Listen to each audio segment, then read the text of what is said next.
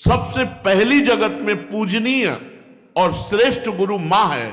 इसलिए उन दुर्बुद्धि, उन दुराचारी, उन नरकगामी पुरुषों की क्या बात करें जो अपने मां के ऊपर हाथ उठा देते हैं, जो अपने मां को कटुवचन कहते हैं। मां जैसा 9 महीने गर्भ में रखा, इसके बाद हमारा कितने वर्षों तक मलमूत्र फेंकती रही, अपने रक्त को दूध बनाकर हमें पिलाकर पोषण करती रही, उस मां का अब जब सेवा करने का अवसर आता है, अनाथ आश्रम भेजा। माना तो 10 लाख रुपया, 100 लाख रुपया जमा कर देगा अनाथ आश्रम में, उनकी खूब सेवा होगी। लेकिन प्यार, अपना पुत्र अगर 2 रोटी लेकर के आए मुस्कुरा करके, मां कैसी हो, इससे बढ़ करके रुपया पैसा और सुविधा नहीं होती। प्यार कौन देगा? तुम बच्चे थे, तुम्हें अनाथ आश्रम में भेज जाती, जाकर के पैसा जमा कर देती, तेरा हालत क्या होता। आज जब मां की सेवा का अवसर आया, ये जवान लोग VIP बनते हैं। ये धर्म है, धर्म निश्चित अपना प्रभाव दिखाकर रहता है। तो अधर्म करोगे तो दंड मिले। सबसे पहली बात समझ लो, मां, जिसके मां हो और कोई देवी देवता पूजने की जरूरत नहीं, पूजो तो तुम्हारे भाग्य की बात है, लेकिन सबसे बड़ी देवी मां है, सबसे बड़ी पूजा मां है। अगर अपनी मां की सेवा कर ली तो भगवान को प्रसन्न कर लिया। मान जाओ हमारी बात, जहां तक हमारी आवाज पहुंचती हो, अगर तुम्हारी मां हो तो चूकना मत। मां का आशीर्वाद ले लो, विश्व ब्रह्मांड में कभी परास्त नहीं होगे। मां महामहिम गुरु है। हां, अगर आप वृंदावन वास करते हो, अपनी मां को पास रखो। जैसी भी परिस्थिति हो, उस परिस्थिति से अपनी मां की सेवा करो, अपने पिता की सेवा करो।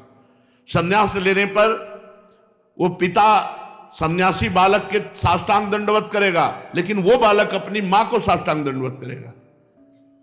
ये बहुत बड़ी महिमा मां की है। पूज्य बाबा कह रहे हैं, इसलिए मां को इस मनुष्य लोक में प्रथम देवता, प्रथम गुरु मानना चाहिए। मातृ देवो भव हमारा वेद कहता है, और पितृ देवो भव।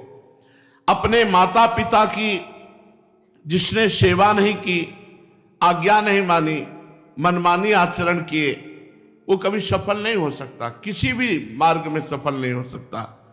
पूरा जीवन रुपया कमा करके अपने बेटे को बाबूजी बनाना चाहो, बेटे ने जब बूढ़ा अवस्था आई, पानी देने की अवस्था आई, तो घर से निकाल दिया।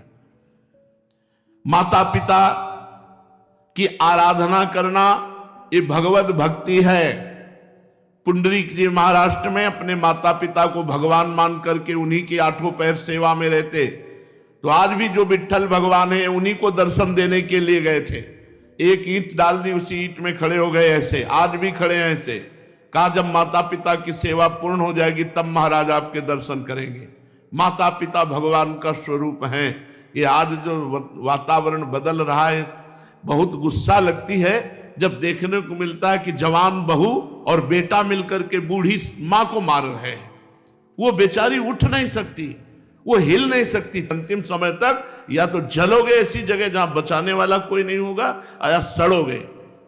ऐसे अधर्म करने वाले को कभी और हम कहते हैं, उस मां से पूछ लो जिसको तुमने मारा है, उसी मां से पूछ लो कि बोलो इसको क्या दंड दें, तो यही कहेगी कि कभी मत दंड देना।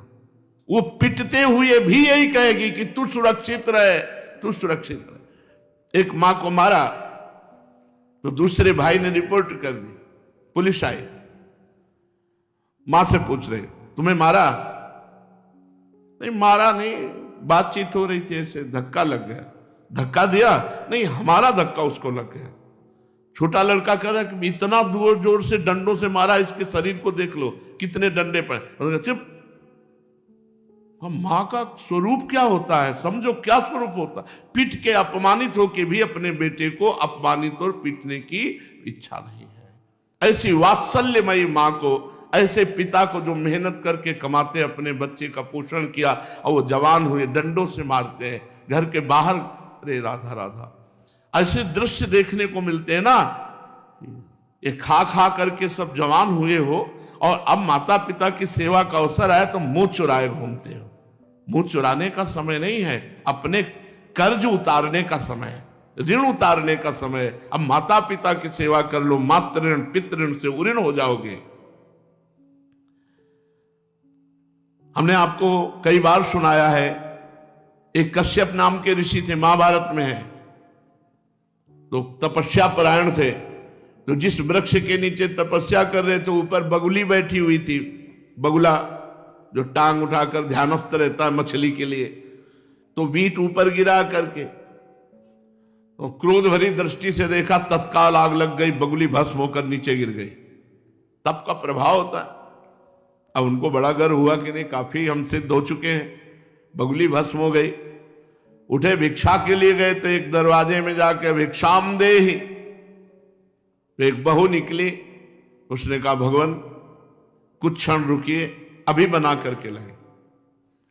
बड़े मृदु वचन से उनका सम्मान करते हुए अंदर गई तो दूसरे दरवाजे से उसका पति आ गया। जब भी पति आए पति की आराधना, उनको जल पिलाया, आसन पे बैठाला, फिर इतने में कुछ समय लगा और कहा भगवान आपके घर के दरवाजे अतिथि देव विराजमान है, आज्ञा हो तो भोजन। अरे उनका पहले अतिथि देवो भव, अतिथि की सेवा करो। अब वो गए, इतना विलंब क्यों किया? उनका हमारे पति देव आ गए, तू मुझे समझते नहीं है, इतना विलंब क्यों किया? बोले महाराज जानती हूं उस वृक्ष की बगुली नहीं हूं कि तुम्हारी आंख टेढ़ी करने से भस्म हो जाऊंगी। और उनके होश उड़ गए कि ये बात तो केवल हम जानते, दूसरा कोई जानता ही। तो उनका तुम कैसे जाने? बोले मैं अपने पति सेवा के प्रताप से पतिव्रता हूं, मुझे तीनों कालों का ज्ञान है, तुम्हें बिल्कुल ज्ञान नहीं, अभी तुम अज्ञानी हो, अपने को ऋषि भले समझते हो। कश्यप ऋषि नाम था उनका। जाओ, तुम्हें अगर ज्ञान प्राप्त करना है तो जाओ, वहां एक कसाई रहते हैं, वो तुम्हें ज्ञान प्रदान करेंगे। अब कोई संशय नहीं था क्योंकि अलौकिक बात उनको पता है पातिव्रत धर्म से। वहां गए, जिस कसाई का परिचय बचाया था तो मांस बेच रहा था, कोई कहता 2 किलो तो 2 किलो, 1 किलो तो 1, और ओंठ चल रहे थे। तो कहा कैसी गंदी जगह भेज दिया, चलने लगे। तो कहा कश्यप ऋषि, पहला आश्चर्य हुआ कि ये तो नाम बता रहा है हमारा, हमने तो अभी कुछ बात भी नहीं की, वो अमुक गांव की पतिव्रता ने भेजा है। अब और आश्चर्य हुआ। कहा हाँ। बोले बस खड़े रहो, मैं अपना व्यापार कर लूं, बस अभी आपके साथ चलता हूं। खड़े रहे, थोड़ी देर में वो बेच दुकान बंद करके कहा तो उनका पहले ये बताओ इतना निंदनीय कार्य करते हो तुम? तो उनका मेरा जन्म हुआ है इसी कुल में, मैं हिंसा नहीं करता, मैं मांस लाता हूं और बेचता हूं और अपने परिवार का पोषण करता हूं क्योंकि मैं ऐसे कुल में जन्मा हूं। तो उनका तुमको ये कैसे पता चल गया मेरा कश्यप नाम है? बोले आपका नहीं, आपके बाप का, आपके पुरखों तक का हमको पता है। और ये कैसे पता चला कि वो बहू ने आपको कहा है ऐसा? बोले मुझे तीनों काल का ज्ञान है, भूत भविष्य वर्तमान। बोले इतना निंदनीय कार्य करते हो और तीनों काल का? बोले हर समय नाम जप करता रहता हूं और अपने कुल के अनुसार व्यापार करता हूं, और मेरी प्रधान पूजा, चलो घर देखो। जब घर में गए तो श्वेत पलंग पर बूढ़े माता पिता सजाए देवता की तरह बैठे थे। जाके साष्टांग दंडवत की और कहा मां आपके घर में अतिथि आए हैं, उनका अतिथि से मिलो और सेवा करो। उनका ये हमारे भगवान है, 8 पहर इनकी पूजा करता हूं, अपने माता पिता की, और अपने कुल के अनुसार आचरण करता हूं और निरंतर नाम जप करता हूं। उसके प्रताप से मुझे तीनों काल का ज्ञान है, भूत भविष्य वर्तमान। तुम अपने माता पिता को छोड़ करके तपस्या के लिए निकले हो, और वो भी अंधे हैं तुम्हारे माता पिता जो स्वयं पानी नहीं ले सकते। तुम्हें कभी न परम पद मिलेगा, न स्वर्ग मिलेगा, नरक मिलेगा तुम्हें। उसी समय वापस हो गए, और जब माता पिता का शरीर पूरा हुआ तब पुनः तपस्या में लगे।